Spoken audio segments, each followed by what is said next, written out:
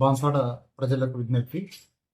ఇవి రీసెంట్గా వాట్సాప్లో బాలుడు కిడ్నాప్ అని చెప్పి కలకలం అని చెప్పి వాట్సాప్లో వైరల్ చేస్తున్నారు. అది 2017 వీడియో. దాన్ని మళ్ళీ అప్లోడ్ చేసి దాన్ని వైరల్ చేయడం జరుగుతుంది.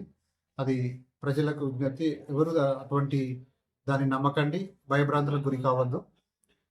అటువంటిది ఏదైనా ఎక్కడైనా అనుమానాస్పదంగా ఎవరైనా కనబడ్డా ఇమీడియట్గా 100కు డయల్ చేసి పోలీసులకు సమాచారం అందించగలరు. మనకు అటువంటి సమాచారం కూడా లేదు ఇప్పటివరకు. అయితే ఏం సమాచారం ఉన్నా మాకు పోలీసులకు అందిస్తే మేము దానిపైన తక్షణ చర్య తీసుకోగలం.